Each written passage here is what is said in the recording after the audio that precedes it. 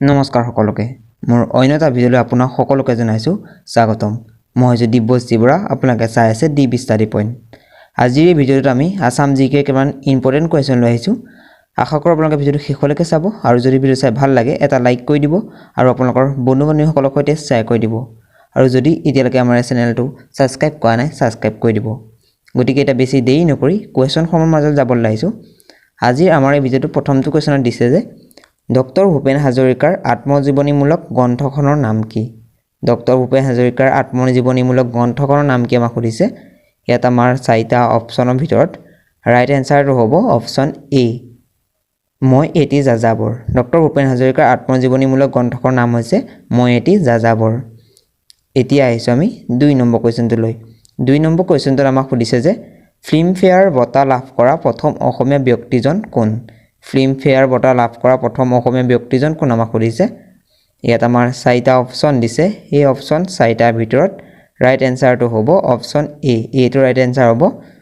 বিজয় Choudhury Filmfare বঁটা লাভ কৰা প্ৰথম অসমীয়া ব্যক্তিজন হৈছে বিজয় চৌধুৰী এতিয়া আহিছোঁ আমি 3 নম্বৰ কুৱেশ্যনটোলৈ 3 নম্বৰ কুৱেশ্যনটোত আমাক সুধিছে যে বকুল বনৰ কবি বুলি কাক জনা যায় বকুল বনৰ কবি বুলি কাক জনা যায় আমাক সুধিছে ইয়াত আমাৰ চাৰিটা অপশ্যন দিছে এই অপশ্যন চাৰিটাৰ ভিতৰত ৰাইট এনসাৰটো হ'ব অপশ্যন চি আনন্দ চন্দ্ৰ বৰুৱা বকুল বনৰ কবি বুলি আনন্দ চন্দ্ৰ বৰুৱাক জনা যায় এতিয়া আহিছোঁ আমি তাৰ পিছৰটো কুৱেশ্যনলৈ তাৰ পিছৰটো কুৱেশ্যন আমাক সুধিছে যে পদ্মশ্ৰী সন্মান লাভ কৰা প্ৰথম অসমীয়া মহিলাগৰাকী কোন আছিল পদ্মশ্ৰী সন্মান লাভ কৰা প্ৰথমগৰাকী মহিলাৰ নাম কি আছিল আমাক সুধিছে ইয়াত আমাৰ চাৰিটা অপশ্যন দিছে এই অপশ্যন চাৰিটাৰ ভিতৰত ৰাইট এনসাৰটো হ'ব অপশ্যন বি অমলপ্ৰভা দাস পদ্মশ্ৰী সন্মান লাভ কৰা প্ৰথম অসমীয়া মহিলাগৰাকীৰ নাম আছিল অমলপ্ৰভা দাস এতিয়া আহিছোঁ আমি তাৰ পিছৰটো কুৱেশ্যনলৈ তাৰ পিছৰটো কুৱেশ্যন আমাক সুধিছে যে গুৱাহাটী পৌৰ নিগম কোন চনত স্থাপন হৈছিল গুৱাহাটী পৌৰ নিগম কোন চনত স্থাপন হৈছিল আমাক সুধিছে ইয়াত আমাৰ চাৰিটা অপশ্যন দিছে অপশ্যন এ দিছে 1970 চনত অপশ্যন বি দিছে 1971 চনত অপশ্যন চি দিছে 1972 চনত আৰু অপশ্যন ডি দিছে 1973 চনত এই অপশ্যন চাৰিটাৰ ভিতৰত ৰাইট এনসাৰটো হ'ব অপশ্যন বি 1971 চনত গুৱাহাটী পৌৰ নিগম 1971 চনত স্থাপন কৰা হৈছিল এতিয়া আহিছোঁ আমি তাৰ পিছৰটো কুৱেশ্যনলৈ তাৰ পিছৰটো কুৱেশ্যন আমাক সুধিছে যে কছাৰীসকলৰ প্ৰথম ৰাজধানী ক'ত আছিল কছাৰীসকলৰ প্ৰথম ৰাজধানী ক'ত আছিল আমাক সুধিছে ইয়াত আমাৰ চাৰিটা অপশ্যন দিছে এই অপশ্যন চাৰিটাৰ ভিতৰত ৰাইট এনসাৰটো হ'ব অপশ্যন ডি ডিমাপুৰ কছাৰীসকলৰ প্ৰথম ৰাজধানী আছিল ডিমাপুৰ এতিয়া আহিছোঁ আমি তাৰ পিছৰটো কুৱেশ্যনলৈ তাৰ পিছৰটো কুৱেশ্যন আমাক সুধিছে যে কছাৰীসকলৰ শেষ ৰজা কোন আছিল কছাৰীসকলৰ শেষ ৰজা কোন আছিল আমাক সুধিছে ইয়াত আমাৰ চাৰিটা অপশ্যন দিছে এই অপশ্যন চাৰিটাৰ ভিতৰত ৰাইট এনসাৰটো হ'ব অপশ্যন এ গোবিন্দ চন্দ্ৰ কছাৰীসকলৰ শেষ ৰজা আছিল গোবিন্দ চন্দ্ৰ এতিয়া আহিছোঁ আমি তাৰ পিছৰটো কুৱেশ্যনলৈ তাৰ পিছৰটো কুৱেশ্যন আমাক সুধিছে যে লাওখোৱা বন্যপ্ৰাণী অভয়াৰণ্য অসমৰ কোনখন জিলাত অৱস্থিত লাওখোৱা বন্যপ্ৰাণী অভয়াৰণ্য অসমৰ কোনখন জিলাত অৱস্থিত আমাক সুধিছে ইয়াত আমাৰ চাৰিটা অপশ্যন দিছে এই অপশ্যন চাৰিটাৰ ভিতৰত ৰাইট এনসাৰটো হ'ব অপশ্যন এ নগাঁও জিলাত লাওখোৱা বন্যপ্ৰাণী অভয়াৰণ্য অসমৰ নগাঁও জিলাত অৱস্থিত এতিয়া আহিছোঁ আমি তাৰ পিছৰটো কুৱেশ্যনলৈ তাৰ পিছৰটো কুৱেশ্যন আমাক সুধিছে যে কোন স্থানত মানস নদী আৰু ব্ৰহ্মপুত্ৰ নদীৰ সৈতে মিলিত হৈছে কোন স্থানত মানস নদী আৰু ব্ৰহ্মপুত্ৰ নদীৰ সৈতে মিলিত হৈছে আমাক সুধিছে ইয়াত আমাৰ চাৰিটা অপশ্যন দিছে এই অপশ্যন চাৰিটাৰ ভিতৰত ৰাইট এনসাৰ কোনটো হ'ব ৰাইট এনসাৰটো হ'ব অপশ্যন ডি যোগীঘোপাত মানস নদীৰ ব্ৰহ্মপুত্ৰ নদীৰ সৈতে মিলিত হৈছে এতিয়া আহিছোঁ আমি তাৰ পিছৰটো কুৱেশ্যনলৈ তাৰ পিছৰটো কুৱেশ্যন আমাক সুধিছে যে ভাৰতীয় মহাকাশ গৱেষণা সংস্থাৰ মুখ্য কাৰ্যালয় ক'ত অৱস্থিত ভাৰতীয় মহাকাশ গৱেষণা সংস্থাৰ মুখ্য কাৰ্যালয় ক'ত অৱস্থিত আমাক সুধিছে ইয়াত আমাৰ চাৰিটা অপশ্যন দিছে অপশ্যন এ দিছে পুনে অপশ্যন বি দিছে বেংগালুৰু অপশ্যন চি দিছে লক্ষ্ণৌ আৰু ডি দিছে মুম্বাই এই অপশ্যন চাৰিটাৰ ভিতৰত ৰাইট এনসাৰটো হ'ব অপশ্যন বি বেংগালুৰু ভাৰতীয় মহাকাশ গৱেষণা সংস্থাৰ মুখ্য কাৰ্যালয় বেংগালুৰুত অৱস্থিত এতিয়া আহিছোঁ আমি তাৰ পিছৰটো কুৱেশ্যনলৈ তাৰ পিছৰটো কুৱেশ্যন আমাক সুধিছে যে অসমৰ ভ্ৰাম্যমাণ থিয়েটাৰৰ জনক ৰূপে খ্যাত ব্যক্তিগৰাকীৰ নাম কি অসমৰ ভ্ৰাম্যমাণ থিয়েটাৰৰ জনক ৰূপে খ্যাত ব্যক্তিগৰাকীৰ নাম কি আমাক সুধিছে ইয়াত আমাৰ চাৰিটা অপশ্যন দিছে এই অপশ্যন চাৰিটাৰ ভিতৰত ৰাইট এনসাৰটো হ'ব অপশ্যন সি অচ্যুত লহকৰ অসমৰ ভ্ৰাম্যমাণ থিয়েটাৰৰ জনক ৰূপে অচ্যুত লহকৰক জনা যায় এতিয়া আহিছোঁ আমি তাৰ পিছৰ কুৱেশ্যনলৈ তাৰ পিছৰটো কুৱেশ্যন আমাক সুধিছে যে অসমৰ প্ৰথমটো ভ্ৰাম্যমাণ নাট্য দলৰ নাম কি অসমৰ প্ৰথমটো ভ্ৰাম্যমাণ দলৰ নাম কি আমাক সুধিছে ইয়াত আমাৰ চাৰিটা অপশ্যনৰ ভিতৰত ৰাইট এনসাৰটো কোনটো হ'ব ৰাইট এনসাৰটো হ'ব অপশ্যন ডি নটৰাজ থিয়েটাৰ অসমৰ প্ৰথমটো ভ্ৰাম্যমাণ নাট্য দলৰ নাম হৈছে নটৰাজ থিয়েটাৰ এতিয়া আহিছোঁ আমি তাৰ পিছৰটো কুৱেশ্যনলৈ তাৰ পিছৰটো কুৱেশ্যন আমাক সুধিছে যে ইডেন গাৰ্ডেন ষ্টেডিয়াম ভাৰতৰ ক'ত অৱস্থিত ইডেন গাৰ্ডেন ষ্টেডিয়াম ভাৰতৰ ক'ত অৱস্থিত আমাক সুধিছে ইয়াত আমাৰ চাৰিটা অপশ্যন দিছে এই অপশ্যন চাৰিটাৰ ভিতৰত ৰাইট এনসাৰটো হ'ব option A Kolkata Eden garden stadium ভাৰতৰ কলকাতাত অৱস্থিত এতিয়া আহিছোঁ আমি তাৰ পিছৰটো কুৱেশ্যনলৈ তাৰ পিছৰটো কুৱেশ্যন আমাক সুধিছে যে কোন চনত ডক্টৰ ভূপেন হাজৰিকাৰ মৃত্যু হৈছিল কোন চনত ডক্টৰ ভূপেন হাজৰিকাৰ মৃত্যু হৈছিল আমাক সুধিছে ইয়াত আমাৰ চাৰিটা অপশ্যন দিছে অপশ্যন এ দিছে 2010 চনত বি দিছে 2011 চনত চি দিছে 2012 চনত আৰু ডি দিছে 2013 চনত এই অপশ্যন চাৰিটাৰ ভিতৰত ৰাইট এনসাৰটো কোনটো হ'ব ৰাইট এনসাৰটো হ'ব অপশ্যন বি 2011 চনত ডক্টৰ ভূপেন হাজৰিকাৰ 2011 চনত মৃত্যু হৈছিল এতিয়া আহিছোঁ আমি তাৰ পিছৰটো কুৱেশ্যনলৈ তাৰ পিছৰটো কুৱেশ্যন আমাক সুধিছে যে তলাতল ঘৰ কোনজন আহোম ৰজাৰ দিনত নিৰ্মাণ কৰা হৈছিল তলাতল ঘৰ কোনজন আহোম ৰজাৰ দিনত নিৰ্মাণ কৰা হৈছিল আমাক সুধিছে ইয়াত আমাৰ চাৰিটা অপশ্যন দিছে এই অপশ্যন চাৰিটাৰ ভিতৰত ৰাইট এনসাৰটো হ'ব অপশ্যন ডি অপশ্যন ডি ডিটো ৰাইট এনসাৰ হ'ব ডি আছে ৰাজেশ্বৰ সিংহ তলাতল ঘৰ ৰাজেশ্বৰ সিংহৰ দিনত নিৰ্মাণ কৰা হৈছিল এতিয়া আহিছোঁ আমি তাৰ পিছৰটো কুৱেশ্যনলৈ তাৰ পিছৰটো কুৱেশ্যন আমাক সুধিছে যে কোনে চকুৰি ফেটি বুৰঞ্জী ৰচনা কৰিছিল চকুৰি ফেটি বুৰঞ্জী কোনে ৰচনা কৰিছিল আমাক সুধিছে ইয়াত আমাৰ চাৰিটা অপশ্যনৰ ভিতৰত ৰাইট এনসাৰ কোনটো হ'ব ৰাইট এনসাৰ হ'ব অপশ্যন এ নুমলী বৰগোহাঁই চকুৰি ফেটি বুৰঞ্জী নুমলী বৰগোহাঁয়ে ৰচনা কৰিছিল এতিয়া আহিছোঁ আমি তাৰ পিছৰটো কুৱেশ্যনলৈ তাৰ পিছৰটো কুৱেশ্যন আমাক সুধিছে যে কোনজন আহোম ৰজাৰ দিনত মোৱামৰীয়া বিদ্ৰোহ আৰম্ভ হৈছিল কোনজন আহোম ৰজাৰ দিনত মোৱামৰীয়া বিদ্ৰোহ আৰম্ভ হৈছিল আমাক সুধিছে ইয়াত আমাৰ চাৰিটা অপশ্যন দিছে এই অপশ্যন চাৰিটাৰ ভিতৰত ৰাইট এনসাৰটো হ'ব অপশ্যন এ লক্ষ্মী সিংহৰ দিনতেই মোৱামৰীয়া বিদ্ৰোহ আৰম্ভ হৈছিল এতিয়া আহিছোঁ আমি তাৰ পিছৰটো কুৱেশ্যনলৈ তাৰ পিছৰটো কুৱেশ্যন আমাক সুধিছে যে কোনজন আহোম ৰজাৰ দিনত ৰুদ্ৰসাগৰ পুখুৰীটো খন্দা হৈছিল কোনজন আহোম ৰজাৰ দিনত ৰুদ্ৰসাগৰ পুখুৰীটো খন্দা হৈছিল আমাক সুধিছে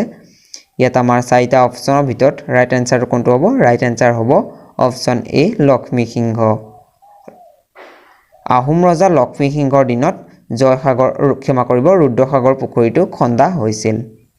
এতিয়া আহিছোঁ আমি তাৰ পিছৰটো কুৱেশ্যনলৈ তাৰ পিছৰটো কুৱেশ্যন আমাক সুধিছে যে কোনজন আহোম ৰজাৰ দিনত অসমত কানি খেতিৰ প্ৰচলন হৈছিল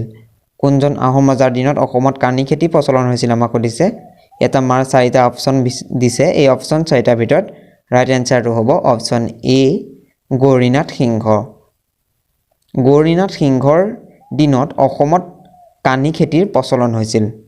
এতিয়া আহিছোঁ আমি তাৰ পিছৰটো কুৱেশ্যনলৈ তাৰ পিছৰটো কুৱেশ্যন আমাক সুধিছে যে অসমৰ আটাইতকৈ কম জনসংখ্যা থকা জিলাখনৰ নাম কি অসমৰ আটাইতকৈ কম জনসংখ্যা থকা জিলাখনৰ নাম কি আমাক সুধিছে ইয়াত আমাৰ চাৰিটা অপশ্যন দিছে অপশ্যন এ দিছে নলবাৰী অপশ্যন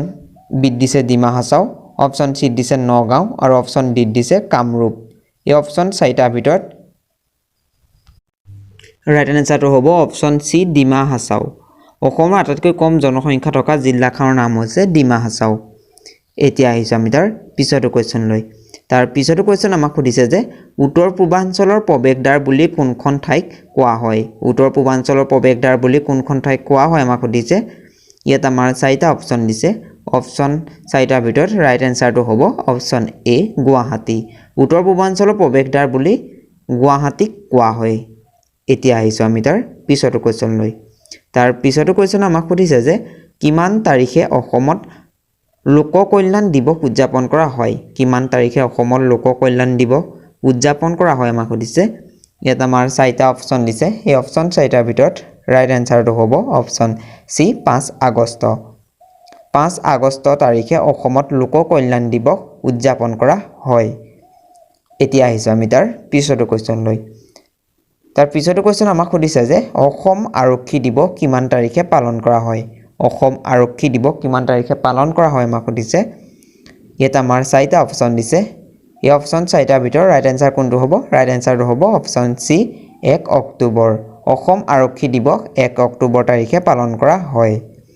এতিয়া আহিছো আমি তাৰ পিছতো কোৱেশ্চন লৈ তাৰ পিছতো কোৱেশ্চন আমাক সুধিছে যে শিল্পী দিৱস কিমান তাৰিখে পালন কৰা হয় শিল্পী দিৱস কিমান তাৰিখে পালন কৰা হয় আমাক সুধিছে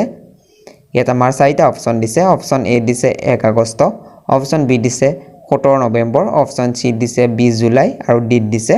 17 জানুৱাৰী এই অপচন চাৰিটাৰ ভিতৰত ৰাইট এনসাৰটো হ'ব অপচন ডি টো ৰাইট এনসাৰ হ'ব 17 জানুৱাৰী তাৰিখে শিল্পী দিৱস পালন কৰা হয় আৰু ইয়াৰ লগতে আমি জানি থকাটো ভাল যে শিল্পী দিৱস 17 জানুৱাৰী তাৰিখে ৰূপকৰ জ্যোতিপ্ৰসাদ আগৰৱালাৰ স্মৃতিত উদযাপন কৰা হয় এই দিনটোতেই ৰূপকৰ জ্যোতিপ্ৰসাদ আগৰৱালাৰ মৃত্যু হৈছিল আৰু 1953 চনৰ 17 জানুৱাৰী তাৰিখে প্ৰথমবাৰৰ বাবে শিল্পী দিৱস পালন কৰা হয় এতিয়া আহিছো আমি তাৰ পিছতো কোৱেশ্চন লৈ তাৰ পিছতো কোৱেশ্চন আমাক সুধিছে যে হিমা দাসে কেতিয়া অৰ্জুন বঁটা লাভ কৰিছিল হিমা দাসে কেতিয়া অৰ্জুন বঁটা লাভ কৰিছিল আমাক সুধিছে ইয়াত আমাৰ চাৰিটা অপচন দিছে এই অপচন চাৰিটাৰ ভিতৰত ৰাইট এনসাৰটো হ'ব অপচন এ 2018 চনত হিমা দাসে 2018 চনত অৰ্জুন বঁটা লাভ কৰিছিল এতিয়া আহিছো আমি তাৰ পিছতো কোৱেশ্চন লৈ তাৰ পিছতো কোৱেশ্চন আমাক সুধিছে যে অসমত নেতাজী সুভাষ চন্দ্ৰ বসু ষ্টেডিয়াম ক'ত আছে অসমত নেতাজী সুভাষ চন্দ্ৰ বসু ষ্টেডিয়াম ক'ত আছে আমাক সুধিছে ইয়াত আমাৰ চাৰিটা অপচন দিছে এই অপচন চাৰিটাৰ ভিতৰত ৰাইট এনসাৰটো হ'ব অপচন এ হাইলাকান্দি অসমত নেতাজী সুভাষ চন্দ্ৰ বসু ষ্টেডিয়াম হাইলাকান্দিত আছে এতিয়া আহিছো আমি তাৰ পিছতো কোৱেশ্চন লৈ তাৰ পিছতো কোৱেশ্চন আমাক সুধিছে যে ৰীতা চৌধুৰীয়ে তেওঁৰ কোনখন কিতাপৰ বাবে সাহিত্য অকাডেমী বঁটা লাভ কৰিছিল ৰীতা চৌধুৰীয়ে তেওঁৰ কোনখন কিতাপৰ বাবে সাহিত্য অকাডেমী বঁটা লাভ কৰিছিল আমাক সুধিছে ইয়াত আমাৰ চাৰিটা অপচন দিছে এই অপচন চাৰিটাৰ ভিতৰত ৰাইট এনসাৰটো হ'ব অপচন এ দেওলাংখুইৰ কিতাপখনৰ বাবে ৰীতা চৌধুৰীয়ে সাহিত্য অকাডেমী বঁটা লাভ কৰিছিল এতিয়া আহিছো আমি তাৰ পিছতো কোৱেশ্চন লৈ তাৰ পিছতো কোৱেশ্চন আমাক সুধিছে যে আউনীআটী সত্ৰ কোনখন জিলাত অৱস্থিত আউনীআটী সত্ৰ কোনখন জিলাত অৱস্থিত আমাক সুধিছে ইয়াত আমাৰ চাৰিটা অপচন দিছে অপচন এ দিছে গোলাঘাট অপচন বি দিছে নলবাৰী অপচন সি দিছে যোৰহাট আৰু অপচন ডি দিছে মাজুলী এই অপচন চাৰিটাৰ ভিতৰত ৰাইট এনসাৰটো হ'ব অপচন ডি মাজুলী আউনীআটী সত্ৰ মাজুলী জিলাত অৱস্থিত এতিয়া আহিছো আমি তাৰ পিছতো কোৱেশ্চন লৈ তাৰ পিছতো কোৱেশ্চন আমাক সুধিছে যে কিমান চনত কটন কলেজ স্থাপন কৰা হৈছিল কিমান চনত কটন কলেজ স্থাপন কৰা হৈছিল আমাক সুধিছে ইয়াত আমাৰ চাৰিটা অপচন দিছে এই অপচন চাৰিটাৰ ভিতৰত ৰাইট এনসাৰটো হ'ব অপচন এ 1901 চনত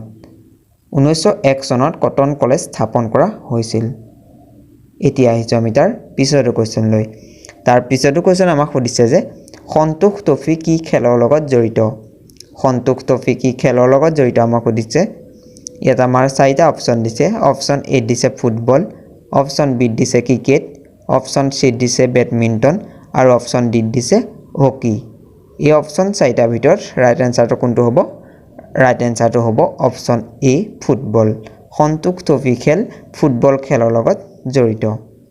এতিয়া আহিছো আজিৰ আমাৰ এই ভিডিঅ'টো একেবাৰে শেষৰটো কোৱেশ্চন লৈ এই কোৱেশ্চনটো আপোনালোকৰ বাবে ৰখা হৈছে ইয়াৰ শুদ্ধ উত্তৰটো কোনটো হয় আপোনালোকে কমেণ্টত জনাব আৰু ইয়াৰ শুদ্ধ উত্তৰটো মই নেক্সট ভিডিঅ'ত জনাই দিম